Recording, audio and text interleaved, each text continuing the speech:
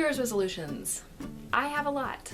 I've seen a lot of people posting videos and blog posts and tweets and Facebook posts and everything about their New Year's resolutions, so it seems like I am not the only one. What's underlying all of these resolutions is the fact that we want something different from our lives. We want to change it, we want to improve it. Maybe there's something we've always wanted to do, or maybe this is something that in the past few weeks even has been stirring up and we want to try. Regardless, it's something that we don't have or can't do, and we want. The key to making these goals work, though, is not just writing them in a notebook or posting them online or even telling all of your friends. The key is what you do next. Once you've decided what you want, once you've made that decision to commit yourself to trying to get that thing, then you have to make a plan. That's when the real work starts. And the difference between the people who actually keep their resolutions and actually by the end of the year have accomplished that, and the people who don't, the difference is persistence, or just really low goals. But then why bother? Without persistence, you're counting on a lot of luck to get you where you want to go, and very few people actually get that. I'm thinking of a few celebrities right now who probably shouldn't be famous, but I'm not going to name any names. Kardashians.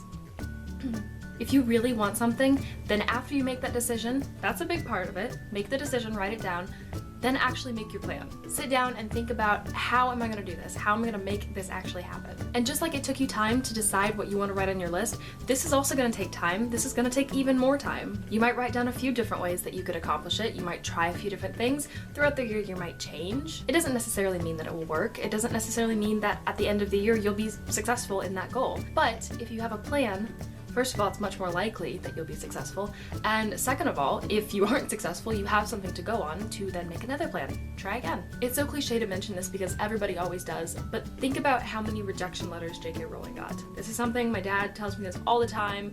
Every time he does, I think, oh God, not again, Dad, you always tell me this. But it's true. How many rejections did one of the most famous series of this time get? That many people didn't see the promise in it, and that many people, or more, are probably going to not see the promise in something that you want. You have to do those behind the scenes things, not just I'm here and then miraculously I have this thing that I always wanted, I'm successful in this way, and you just skip all that little inconvenient middle stuff. That can't happen because in real life, every success story has a little bit of that mess in between. And sometimes we have to take a step back, sometimes we need to reevaluate our New Year's resolutions. For me personally, one of the things that I really want to accomplish is my language learning skills. In particular, right now I'm studying French and I'm studying really hard.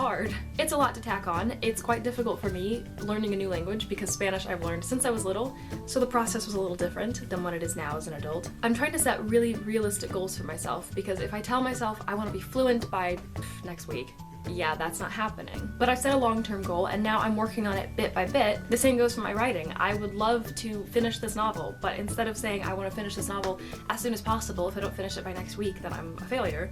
Yeah, I'd be a failure then pretty fast. But I've set the long-term goal and now I'm working on it, and it's messy.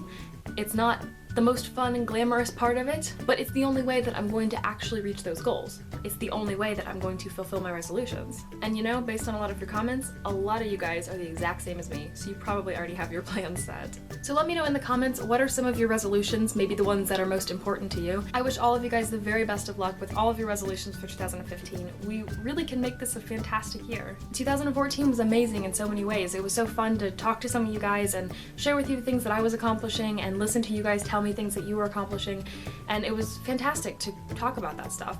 So I'm really looking forward to what we're gonna do with 2015. And see, look, in this video, my coffee level actually went down, which either means it was more difficult to film or it was less difficult, so I wasn't as distracted. Anyway, I better stop or I'm gonna continue to talk about this all day. Probably will.